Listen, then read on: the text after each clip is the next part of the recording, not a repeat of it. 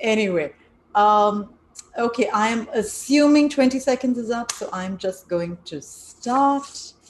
Hello, everybody, and salam, namaste, good morning, good evening, welcome to the second edition of the Summer of ISHQ, and this is our third session this year. We've already had two on history and performance, and our third session today is on technology, a subject I know dear to many, many people's hearts. Dear to my heart too. It's just that, I love technology, it doesn't love me.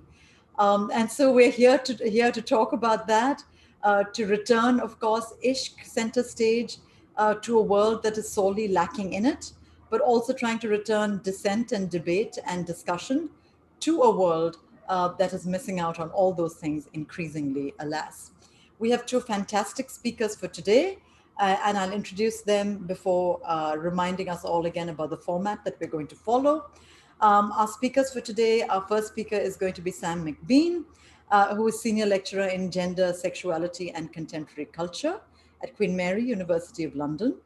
And our second speaker is going to be Rohit Dasgupta, who is Senior Lecturer in Cultural Industries, which is such a fabulously named field. Cultural Industries at the University of Glasgow.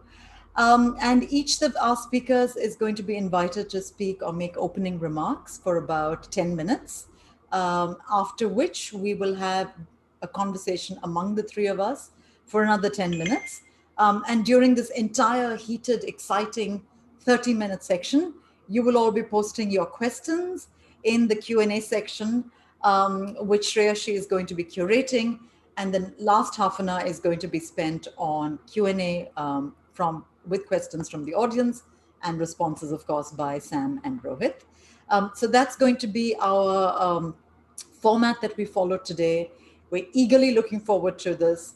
The question that we pose to our speakers today, and our questions are always broad and open-ended because we invite our speakers to do with them what they will. Our question, which I challenge all of you to say quickly 20 times, is sex tech savvy? Is sex tech savvy? And we're going to hear from Sam and Rohit about that. And I'm so thrilled to have you both here. Sam, let's start with you. Is sex tech savvy? I definitely am going to say it wrong as we go, or mess it up a little bit.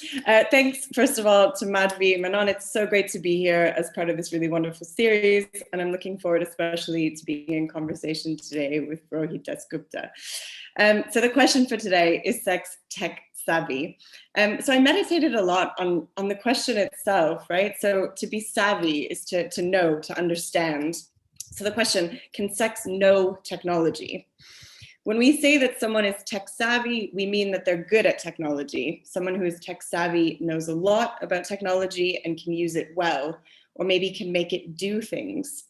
So to ask if sex is tech savvy is perhaps to ask whether sex can make technology do things, can use it.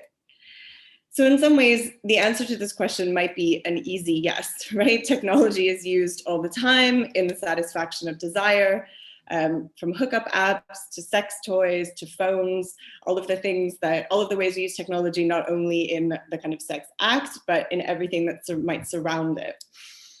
But in other, perhaps more complex ways, we might think about how technology has also facilitated conversations about good sex, bad sex, via things like the #MeToo movement.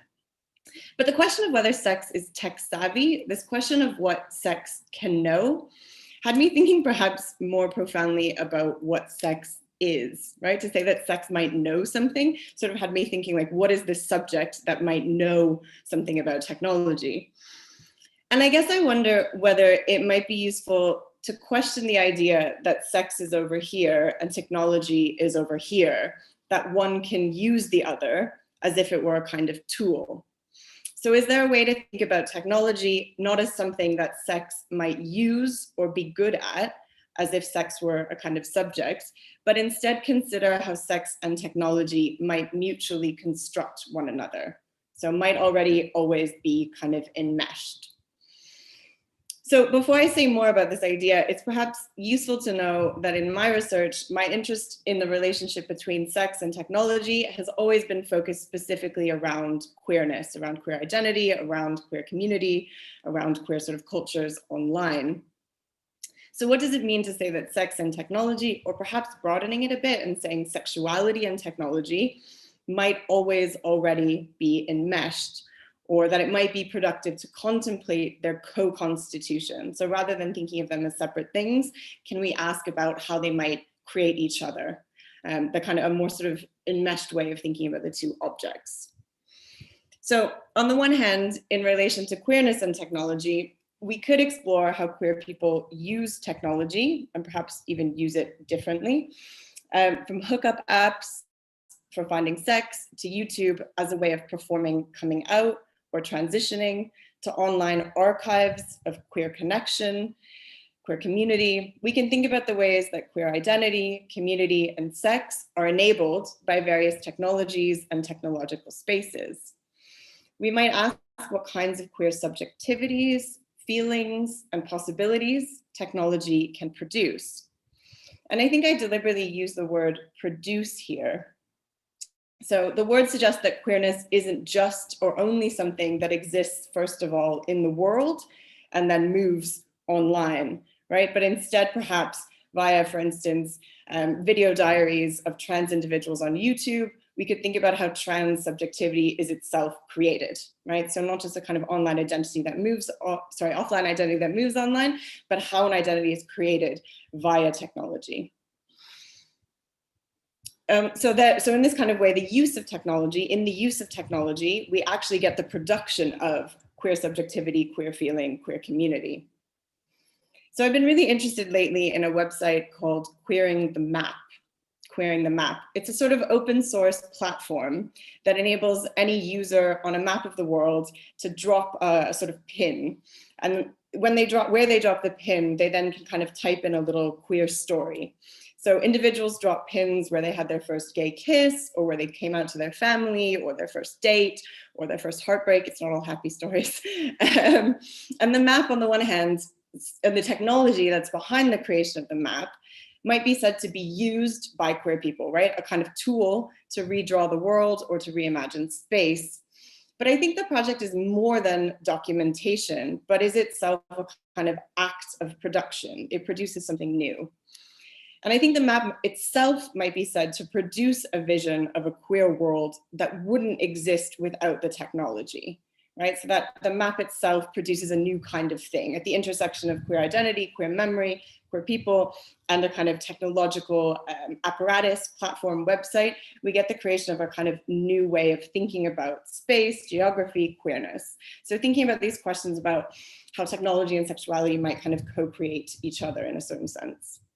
So we can ask, how do queer people use technology, which I think is obviously very interesting, but also how queer subjectivity, queer feeling, queer worlds are produced via technology, which to me is perhaps the more interesting sort of frame.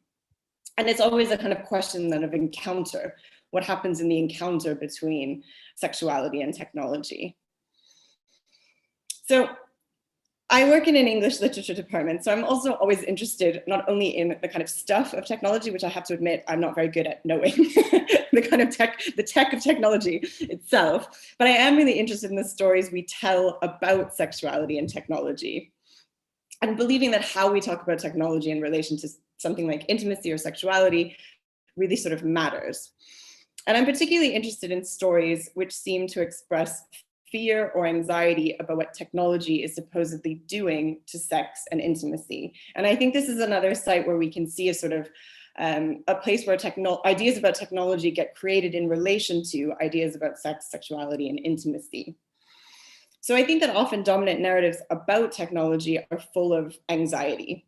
So these stories are interesting, right? Because in the worry over technology ruining intimacy or ruining something real, not being able to produce real intimacy, real connection, we get the sort of creation of an idea of what real intimacy is, right? What is the worry? What are we worried about losing? What vision or version of intimacy is created in that story? And I think one of the things I've been interested in is so often the worry is over a kind of normative version of heterosexuality, actually. And I've been interested in those kinds of stories. So there's a sort of strange way that technology becomes a kind of queer object that threatens the sort of norm of heterosexual intimacy. So, for instance, the film Catfish from 2010, which some of you might know, follows the romantic relationship that starts on Facebook between Niamh and Megan, telling a cautionary tale of love in the age of social media. Told from Niamh's perspective, the film chronicles the development of his attachment to Megan and then the eventual realization that Megan isn't who she says she is, but is an older woman called Angela. But there's a really interesting moment when Niamh starts to realize that Megan isn't who she says she is. And he says, "Oh my God, I've probably been chatting with a guy this whole time." And it's such a small moment, but I think it really sort of is important to the kind of tension of the film. So while the film ostensibly worries about Facebook's inability to provide real intimacy, it's also a kind of fear that heterosexuality won't work online, right? That online you might actually be talking to someone who's queer. So here the fear is that technology will not and cannot deliver on the kind of norms of heterosexuality. And while the film might have anxiety about it, some of us might be quite excited about the ways that technology might disrupt sort of norms of heterosexual intimacy. So the film imagines a technology as a potential conduit for queerness itself in its sort of potential disruption to heterosexual norms. And I think we see worries about this in other films as well. For instance, Her by Spike Jonze from 2013 follows a man who falls in love with his operating system. And Her is also a film that's deeply worried about the future of heterosexuality in an age of new media and network technologies. So particularly, like, how can we have heterosexuality if we're in relationships with operating systems that have no gender, have no sexed body? So I think we can ask, and to sort of try to bring some of these ideas together, we can ask how ideas of queerness, ideas of heterosexuality, ideas of intimacy emerge in relation to technology, that the stories we tell about technology are also often stories about norms of intimacy, norms of sexuality, norms of desire. So thinking about how ideas about technology emerge in relation to sex and desire. And I think that's about 10 minutes. I think I will leave that there and pass it on to Rohit. Thank you so much, Sam, for such rich, wonderful opening remarks.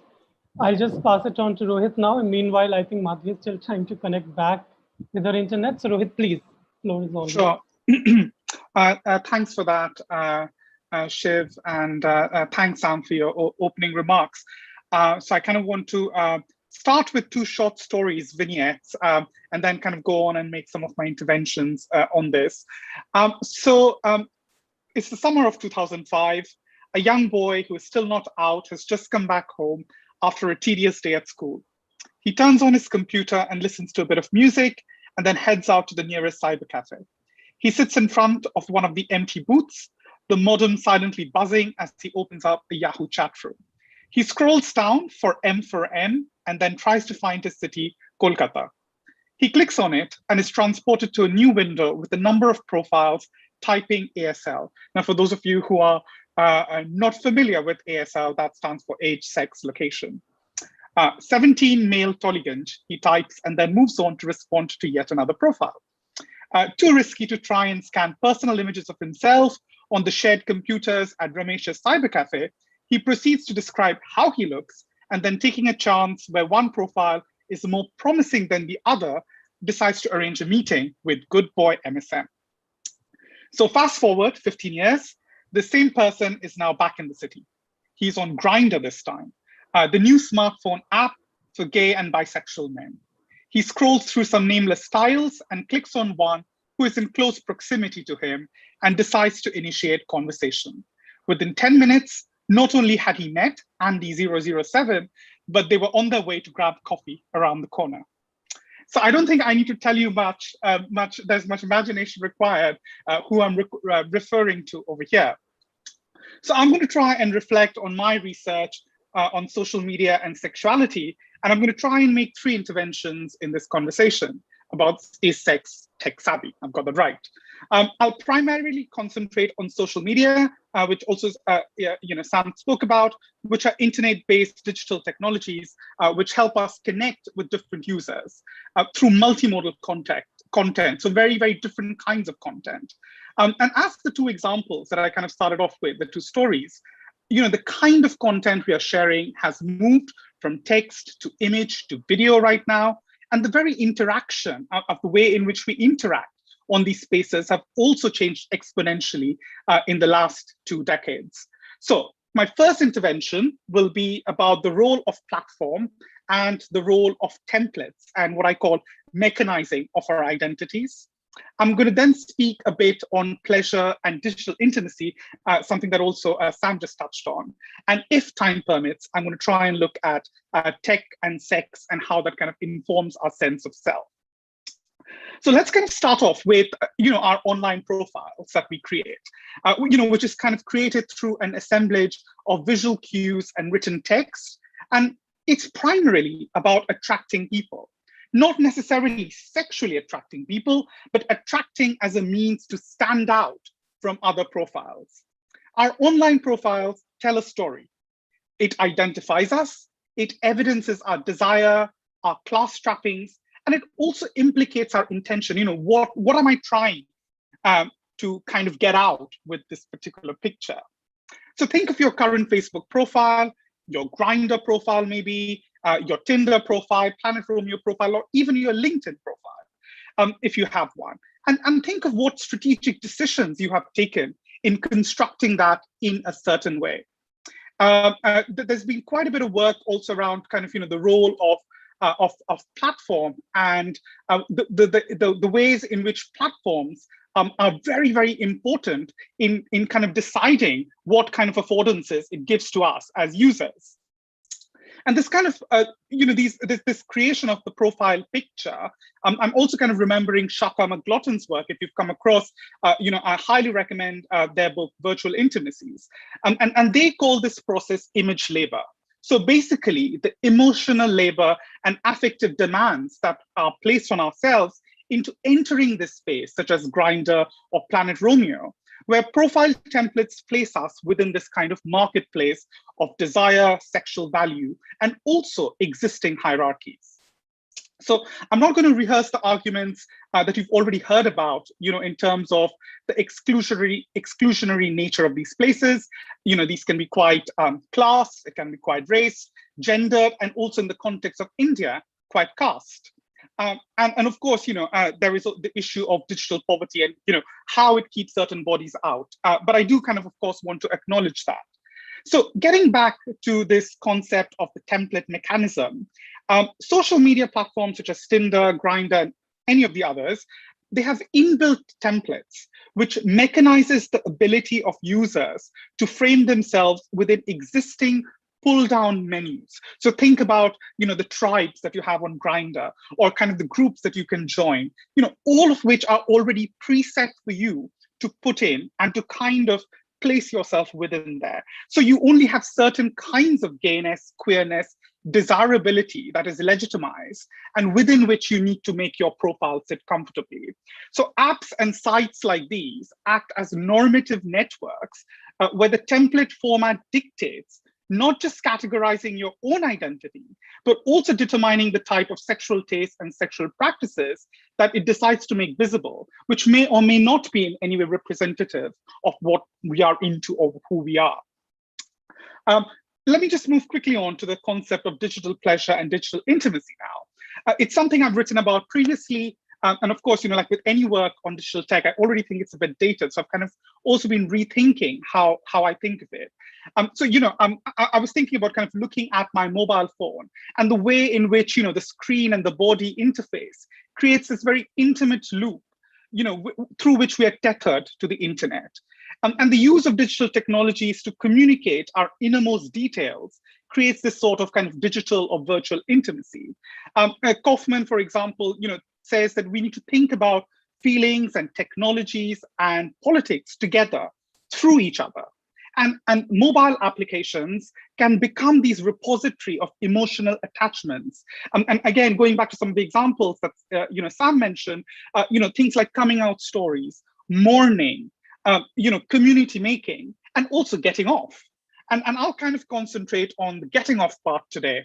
Darshana and Anirban they co-edited a fantastic special issue last year on South Asian pornographies, where they describe the role of digital erotic spaces and its transgressive politics in India. So I'm going to push this a little bit more and talk about the phenomenon of picture exchange or pic exchange as a very erotic and intimate transgressive practice.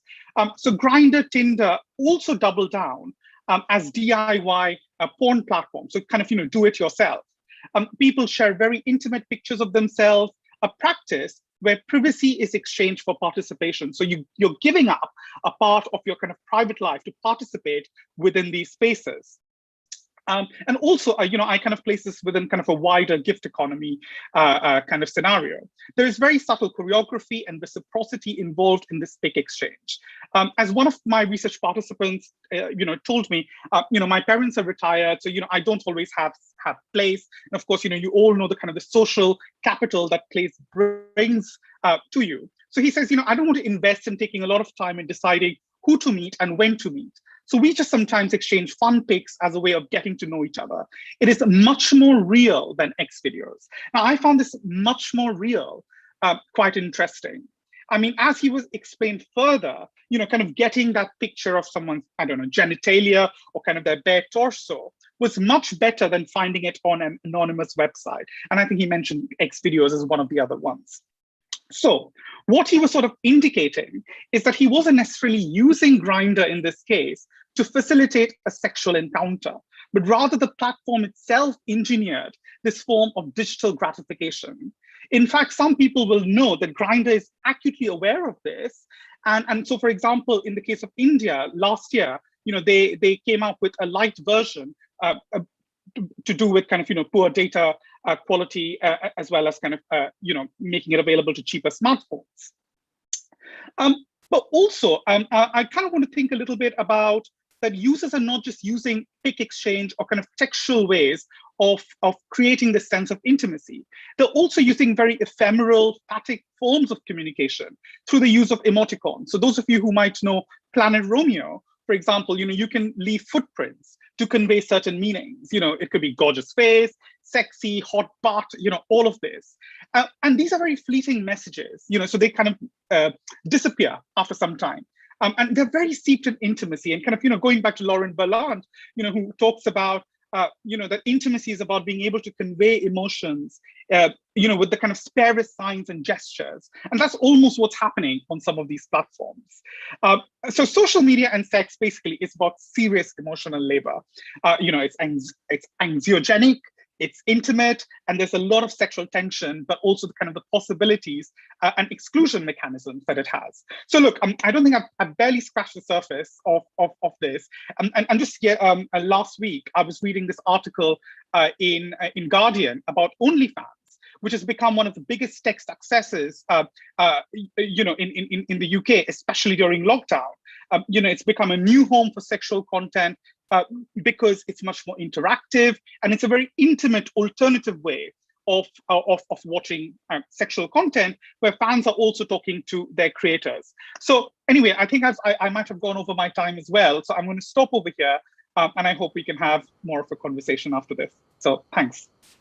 Great. Thanks, Rohit. I am so sorry that I disappeared for, into a black hole for several minutes. It had to happen on the technology session, but I'm back, and I certainly, heard enough of Sam's, although I will, rehear her remarks and all of Rohit's, to get a wonderful sense of how the two of you are talking with each other and talking about these same issues. So let me just sort of ask a question and ask you both to address it based on what both of you have just said.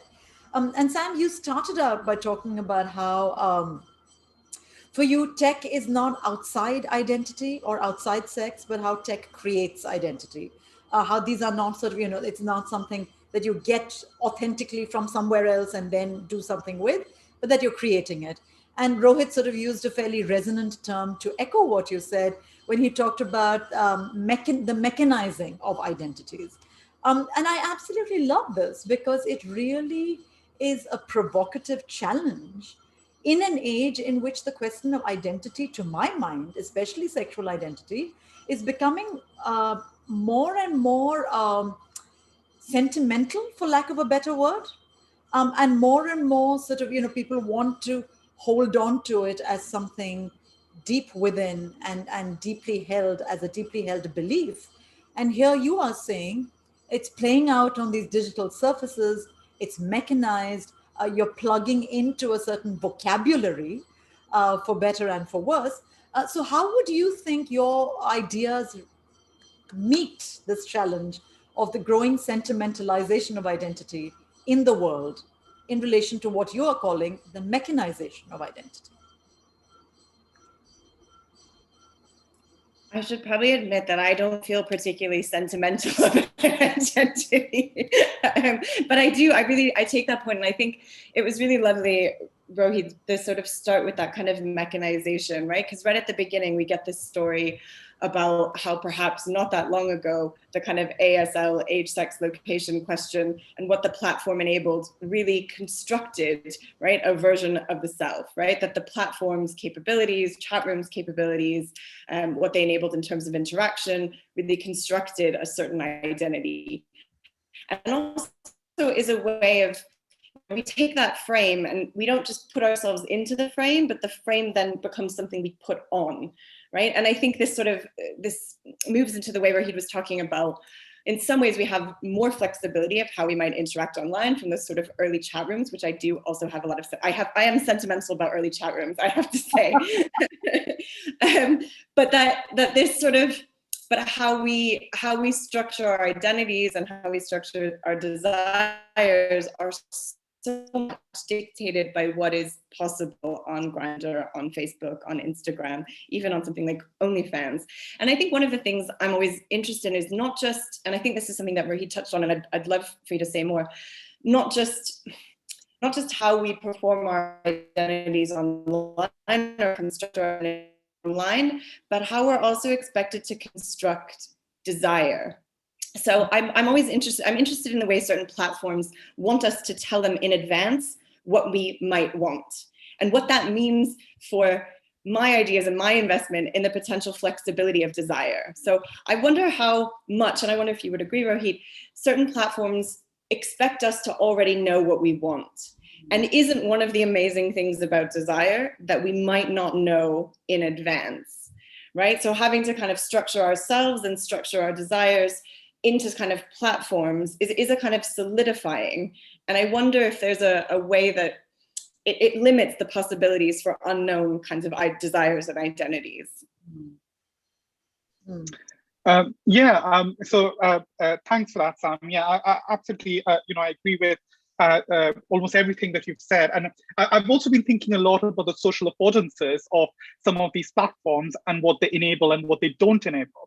So just even thinking about Planet Romeo and some of the kind of early doctoral work I did on it, you can go up to what kind of hair you want in the person you're looking for, or what kind of eye color you want in them. All of it's in the template. So the entire thing is based on pre-existing sets of conditions that's already there, and you need to kind of neatly cohere within that, say, this is what I want, this hair color, this eye color. And then when you're looking for someone, you kind of go in, you tick your boxes and you do it. So it's absolutely amazing as to how detailed it can get. But also, importantly, what I found is what is not there. What are they saying people are not looking for?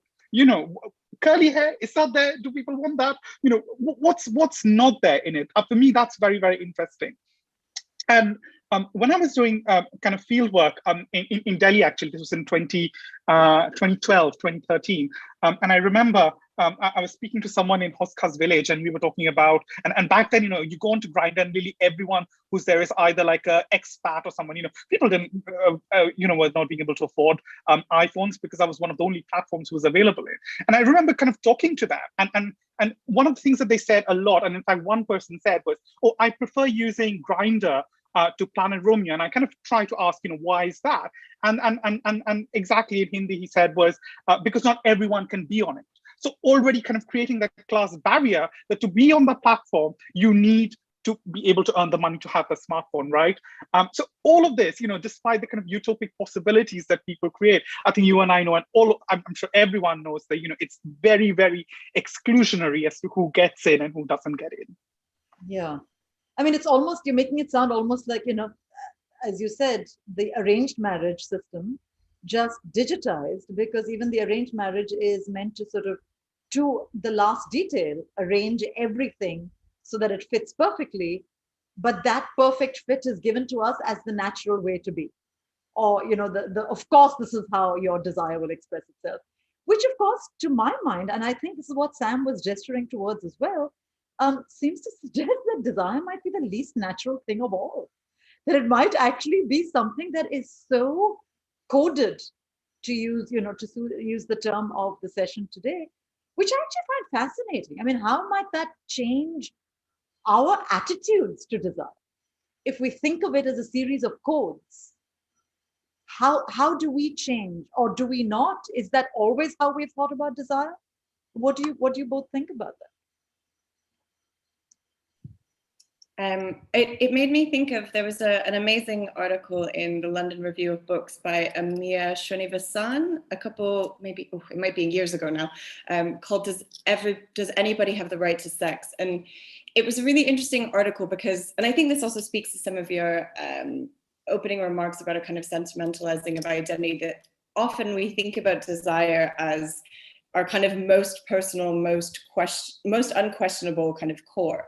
And in some ways it's true, right? We can't question who someone else's desire. And there's a kind of politics of course, honoring when someone says they desire something, right? But then also being able to hold that true, but also being able to think about, and using your language of coding, how certain desires are kind of encoded in dominant culture. And I think this goes with Rohit's point, like, why is there blonde hair and not curly hair? Or what isn't there as supposedly desirable? So we can say, yes, everyone's desires are individual, are unique, are their own, but why, when we go on Grindr, are there multiple, I think lots of us know this, many people who are, no fats, no femmes, no Asians, right? Is that personal? Is that an individual desire? And I think there has to be a way to think about individual desires, but also a kind of cultural coding that, that presents certain options as desirable, as more desirable than other kind of characteristics, people, options. Right. Yeah, and also, I was thinking, Madhavi, of your own work around kind of, the history of desire and the role that colonialism has played in kind of, deciding what was criminalized, what was seen as undesirable. And I think one of the examples that you gave was from, Krishna and kind of, religion, and how that was seen as, oh my God, you can't have promiscuity. That goes against all our Victorian morals. And I think that's played, of course, a very, very important role in deciding, what is seen as desirable and what is seen as undesirable. But also kind of going back, Sam, to what you mentioned about, that it's abound, like, social media is full of no fats, no femmes, no all the others, no Asians, no blacks, and everything else. And there is something to be think. And every time you challenge this, it's always like, yeah, but that's my personal interest, that's my personal desire.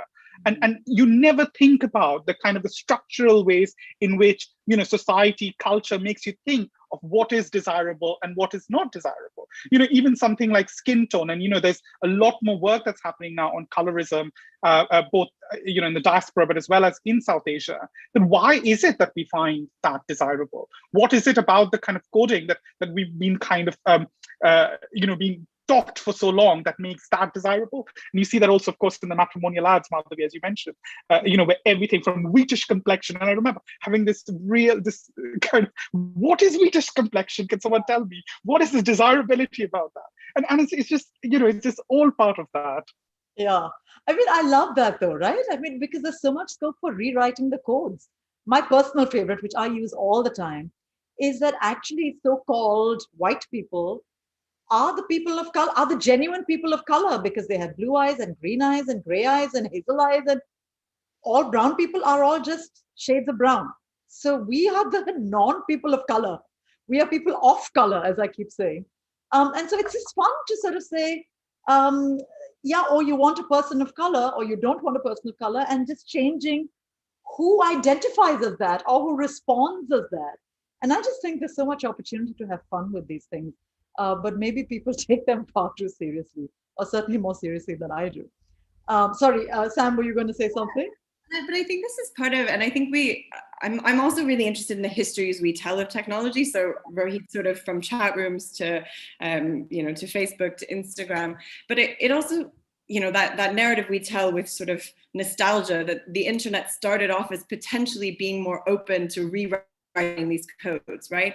That it's not visual in the ways that other kinds of media wasn't, that you could be anyone when you were online, and that you could kind of create all these new identities. And I think we've seen the stickiness of the codes, right? An increasing sort of erasure of that utopian initial possibility. So the codes are hard to change, I think. But we should still have fun, I think. I think that's what we're missing out a lot on. So, when you said how, and Shreyashi, you need to come on, I know, with audience questions, which will be much smarter than mine. But I'm just so fascinated by what both of you are saying.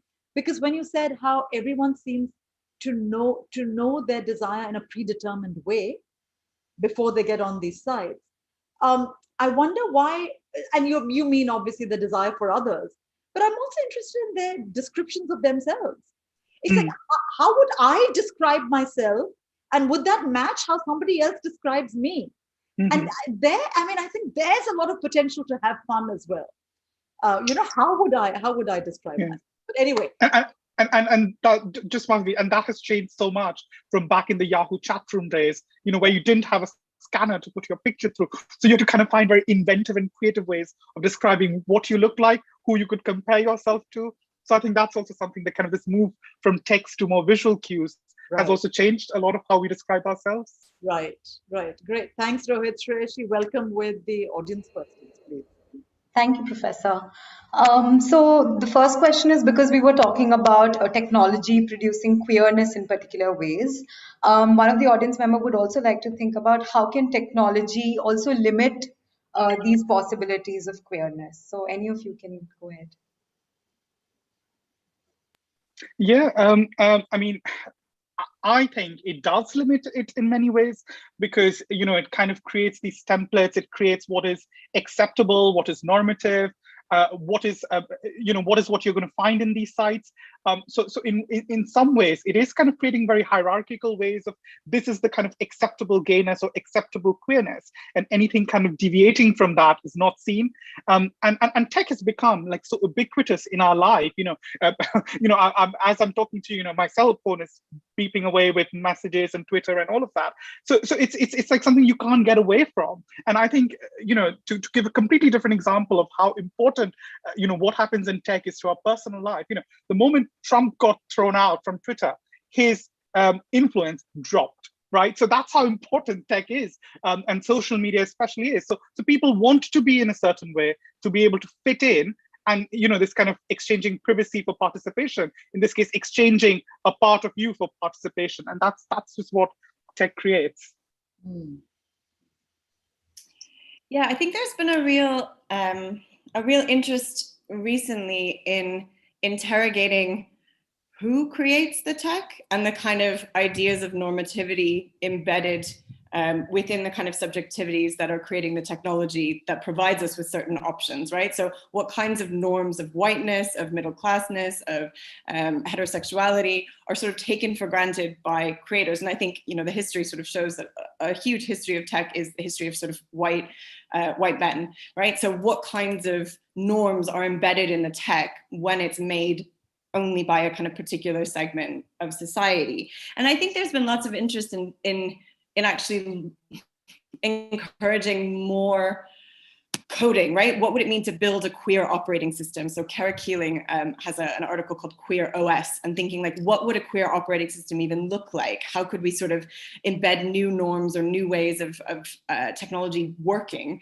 And it's a kind of fantasy project, but I think a sort of mind or thought project that's worth sort of entertaining. But then also thinking about queer histories of technology. So yes, we might think about technology, this kind of Silicon Valley story and the story of Facebook via Zuckerberg and Jeff Bezos, and which is really important. But what kinds of queer stories are also embedded in the history of technology? So thinking about Alan Turing and algorithmic history, or Kate McKinnon, I think I've got the name wrong, has just written a book about lesbian histories of networks and how histories of lesbian communication prefigure and use kind of early computing technologies.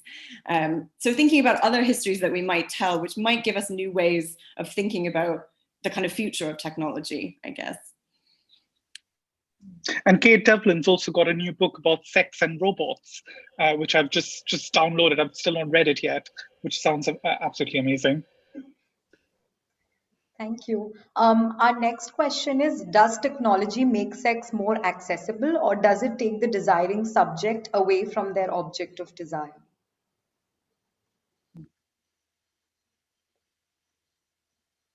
Can you say that again?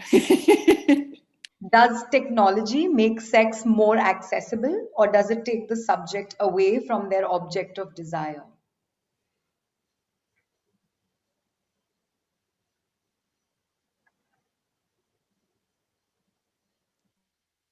That's an interesting question. I'm not sure how to answer that yet. Can I come back? I think I need to think of this a bit. I love how flummoxed the two of you look about this. Who is her? Are people sex? What is that all about? I love it. I mean, yeah, sorry. So I guess the question is, on the one hand, it seems to make the possibility of sex almost everywhere, right? If we have our phones with us, we can look at porn all the time. We can be on OnlyFans. We can be on Tinder. We can be on any sort of app. In some ways, sex, if it's in our pockets with our phones, and sex with other people seems to be more accessible. And potentially, if you're a queer person and don't know any queer people, there's no queer culture around you, is there a way that certain access to kind of sex, desire, other people like you might be more facilitated or more accessible by technology? But then I guess the question also suggests, but does the technology get in the way, right? Get in the way of the object of desire, even as it might facilitate it? And I guess I feel flummoxed because I want to say both, that it's both. I think it's both those things, that there's different kinds of accessibility. It makes different possibilities. Technology can make different kinds of sex, desire, sexuality possible, but nothing's ever sort of transparent. And I almost want to get more philosophical and say, do we ever have direct access to an object outside of filters, outside of technology, outside of scripts of intimacy of, the couple or whatever it might be? Did I ramble enough, Rohit? Do you have something more intelligent to say? No, I quite like the idea that you said, Sam, about the fact that, even as we are over here having a chat, our conditional media is pinging away, right? So probably someone's Grindr profile is also at the same time kind of pinging away as we're having this chat. So I think in some ways it's made it so much, kind of locative media has made things so much more ubiquitous, and we are kind of, I'm just thinking, was it, I can't remember if it was Donna Haraway, who talks about the multiple windows concept, that, at the same time, whilst we're on one window and having this chat, and then, on another window, there's something else happening. So almost kind of, right now, I'm Dr. Rohit Dasgupta talking to all of you, in another window, I'm probably someone else, I don't know, Andy007 maybe. So almost kind of those multiple identities that we are inhabiting at the same time, something that technology has made very, very much possible to kind of have at the same kind of time. I don't know if that's the answer. So maybe that's the possibility that tech has brought about for sex. Yeah. I mean, it sounds like, doesn't it, Rohit and Sam, based on what you just said, and this is to go back to my example about arranged marriage, it really sounds like sex in the age of tech has done us all a huge favor by making obvious what is involved in sex, which is that we are actually multiple in multiple guises and personae, and that we might not be very nice. And that we might have really, deep-seated, that our deepest-seated phobias might actually cluster around sex in weird ways and interesting ways. And it just seems to me, and both of you know so much more about tech than I do, but that's what's leaping off the screen at me based on what both of you are saying about how that it's not so much a difference between pre-tech sex and tech sex, but that tech sex seems to make pre-tech sex the foundations of pretext sex obvious? Yeah, no, definitely, Madhavi, and kind of just maybe pushing that a bit more. I've also been kind of thinking about how that's, the way tech has moved to also kind of a Web 2.0 participatory culture model. So the way in which we've been consuming sex through technology, whether through kind of passively watching porn sites or whatever, has also changed. So I think it's become much more of a participative process. And examples like OnlyFans, which have is a very, very good example of how that has happened. That and I think when my respondent says that's the real thing, pick exchange is the real thing, I think that real thing was very important for me to kind of pick out on, because it's like I can go to X videos or wherever and find and know what sex is about. But getting someone to send me that intimate picture was the real thing. So it's almost kind of thinking and rethinking the kind of closeness that we are having with tech now because of the participative model that's formed.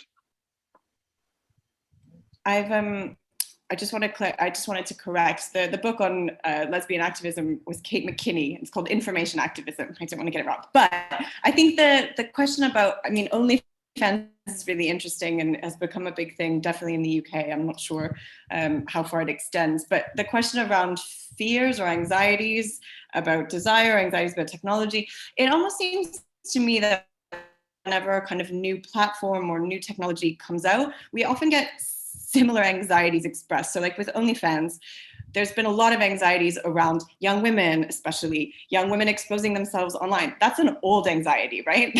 That's one we see over and over and over again, the kind of protection of the purity of women. And especially a lot of the time, white Western women, right? To keep the colonial gaze going. Not to keep the colonial gaze going, you know what I mean? To keep a colonial lens on this. And I think, and especially around money as well, which is, again, an old sort of anxiety around sexuality, that OnlyFans is now everyone can sell themselves, everyone can sell their body, everyone can sell sex. And so I think there's a way that something about new technologies often trigger anxieties that aren't new, right? That are kind of ongoing and have been ongoing in the history of sexuality and history of desire. So I guess I would say that about anxiety and technology, or certain fears around technology and desire, that there's always a strange way that, and I guess this is one of my interests, that those things converge. Anxieties about technology often get expressed around desire and sex, and new technologies are often really complicatedly enmeshed in questions of desire.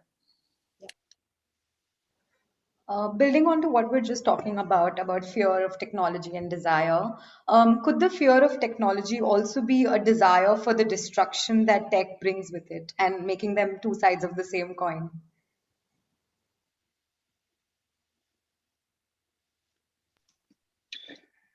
Yeah, I think fear of tech kind of goes beyond just desire, isn't it? I mean, there's so much discussion happening right now, for example, on automation and how automation is going to take jobs everywhere.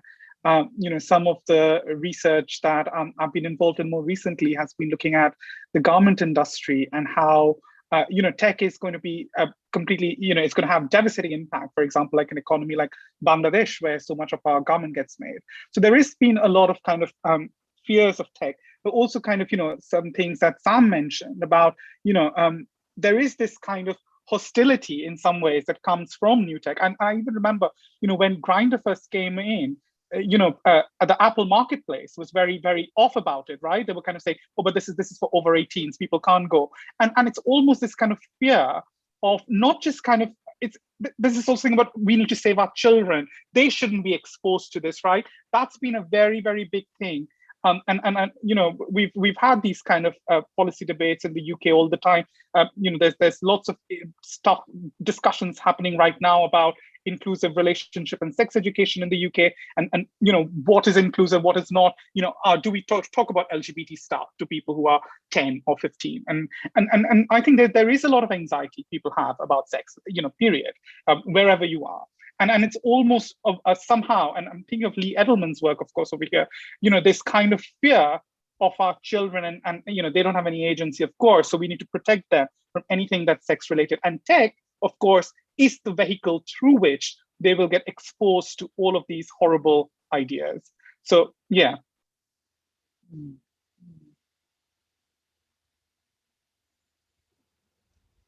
Sam, would you like to add? I'm just now I'm sort of I'm struck by the kind of invocation of Edelman, and I guess this question around protectionism and like who are we protecting, but also who are we protecting from what, and like what is considered a dangerous object or a dangerous desire or a dangerous thing to be seen. And I think, you know, especially when it comes to queerness in education, but also online, the Grindr reference, right, that it's protecting children from a different way of potentially thinking or seeing sexuality and a kind of queerness. And I guess that's Edelman's point that around the child and sexuality. That's all I have to add. Just thinking about, I guess, just building on Rohit's, this idea of, yeah, what is being protected and what is seen as, you know, as normal, as okay, as safe, and the way that often aligns with very normative ways of thinking about desire. Right. And what seems interesting in light of Shreyashi's question is that destruction seems to be what is invoked by the conservatives always in relation to sex. Whereas, of course, queer sex is also deeply invested, Pache Edelman, in a certain kind of destructiveness that no one wants to take on board. And in fact, for him, that is what queerness is, in as much as we can substantiate it with anything. Shreyashi, our next question. Yeah. No, just a small point. And I guess there's something, I guess this goes with the question of, you know, when I reference the film Catfish, like, oh gosh, what if I'm talking to a man? Like, why is that potentially bad, right? And a kind of queer perspective might think, well, that might be good, right? That ostensibly that's kind of destructive to a sort of normative idea of desire. But yeah, what is being destroyed? And is it perhaps something that's already destructive to certain people, right? Or exclusive. Right. And can I just add one more thing, because I think it would be amiss if I didn't say this. I mean, the current kind of really horrible transphobia that's going on, especially in the UK and in the US and elsewhere, like, you know, the turf wars almost, a lot of it is being very, very much played out on social media. So the moment, you know, even like yesterday, you know, me putting something up got me like 50 comments about like, you know, get your kind of male ego out of this and so on. So there's a lot of stuff, you know, kind of going back to that concept of destruction and what's happening. A lot of social, you know, of tech really over here has also been very responsible for creating some of these absolutely horrible debates that we are having right now related to trans identities and so on. And also in the name of critical debate, right? It's all been like, oh, but this is a critical debate. We are academics. We should be able to speak about this. But it's like, no, not when it's someone else's identity. Sorry, I just had to say this. Our next question is, how does cinema mediate the relation between technology and sex? I can do a very quick answer on this. So I think one thing that's been really, really good has been all of these new OTT platforms. And I think it has really made accessible a lot of films which you wouldn't have been able to see otherwise. So even something like years ago, you know, I remember watching Nishit Saran's Summer in My Veins, for example, in a film festival, and then disappeared. And then, you know, I would talk up to about it. I never had a copy of it. And then I suddenly see that it surfaced on YouTube, and suddenly it had been made accessible to a whole new generation of users, to audiences who probably has never come across that particular film. But similarly, you know, I was thinking about how Netflix India, Prime India has really kind of pushed the boundaries in some ways. Of course, still very kind of within normative bounds, but it has allowed different kinds of stories to emerge, which I don't think you would be able to see anymore because of the censorship that's going. And, you know, Patandav being a very good case in point, that even the government is kind of trying to crack down on these, right? And I think this goes for, like, you know, queer narratives as well. So I think I've managed to see a lot more, I would say, different, diverse kinds of queer content because of OTT, and not having to rely on BFI Flair Festival to watch that now. So maybe that's the connection. Yeah, and I guess I would also say, you know, cinema is its own kind of technology, right? So if we think about how it might represent or mediate other kinds or new kinds of technology. I'm always interested in how cinema tries to tell stories about the internet, and sometimes the kind of clunkiness, like, what does it mean to tell a story using a chat room? Like, can we narrativize Facebook? How do we tell stories about social media? How do we include social media in characters' lives on cinema, right? There's a sort of strange way that I think cinema and also television in the last little while has really played with and tried to experiment with including the centrality of social media in everyone's life into kind of realist cinema, but has also often struggled with that. From earlier films like Hackers, like the kind of visuals of like going through the Matrix, like it's often quite funny attempts. But I also think cinema has its own codes, and I guess that's partly what I say cinema is its own technology. And I think there's something really interesting. This is something that I thought about with the film Her, right? So if we have a man in love with an operating system who has no body, who has no face, how do we visually narrate sex and desire? And a history of cinema so often narrates sex and desire through women's faces and women's emotions. So both the kind of history of pornography that often shows women's faces as kind of evidence of pleasure, of orgasm, to histories of cinema, which relies on women's faces to perform emotion in a lot of romance scenes and films and whatnot. What happens? How do we narrate love, desire, heterosexual love, desire, without a woman's face? I think the film when the main character, the male main character, has sex with his operating system, it's just a black screen. And there's a really interesting kind of provocation there that like cinema can't narrate this, or at least this film couldn't figure out how to do it. And we're just kind of left with a blank screen. So I think there is something interesting about how these technologies intersect and how cinema sort of tries to narrativize certain kinds of social media experiences or desires, identities. I think we have time for one last question. Yeah. In what ways can digital queer sex spaces move beyond their role as sanctuaries to more social and political reflection and engagement?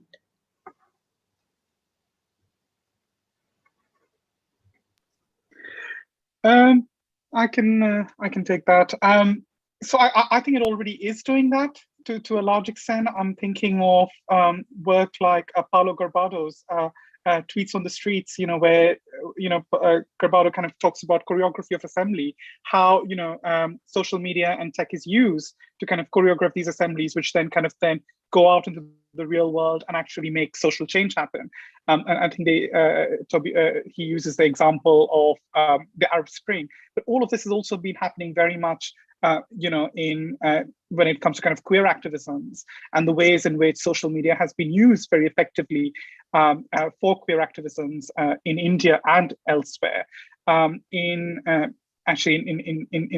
monograph, the last chapter, Dissident Citizenship, was looking at exactly that and kind of the fight against Section 377 and how activists used it very, very well. But also Global Day of Rage 2013, the entire thing happened entirely choreographed online, and you had activists in 36 cities come together, and all of it. I still remember getting that first email, and then things just kind of fell in place. So I think it's already happening. Yeah.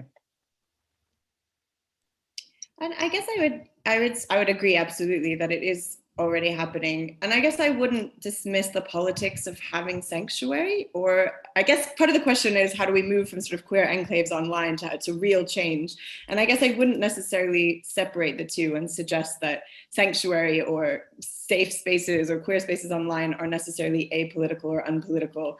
But I would also say I think that it often appears to me that it has to be a combination of both, that often when online or social media activism works, it's because it's a combination of using an online tool, but also meeting in person, gathering in person. And I wonder whether it always kind of has to move between those spaces and isn't only going to happen online, but also has to involve certain kinds of other sorts of presence. That online tech and social media can enable certain conversations, but also we need a combination of both. Well, that might be particularly poignant given that we can't really meet on the streets any longer and haven't for a while. Thanks, Shreyashi. Thanks for all the questions. Thank you so much to Sam and Rohit for that sort of multifaceted and multi-headed conversation. Every single thing that you said led in so many different directions that I wish we had many, many more sessions to talk about this. But one of the threads that you alluded to today is going to be actually the subject of our conversation next week. And that is going to be on fantasy, because that, of course, is plays such a crucial role, not only in technology, but also in cinema, which, as Sam said, has its own vocabulary. And we're going to be back for fantasy next Wednesday, the 21st, at a slightly different time. It's going to be 9 p.m. India time rather than 7. But I'd like to end today by thanking Sam and Rohit for their wonderfully sort of accessible, even to non-tech savvy people like me, ideas about tech and sex. And thank you so much for decoding the codes. And that sounds suitably Matrix-like, doesn't it? So on that note, thank you all for attending, and see you both soon, I hope. Bye.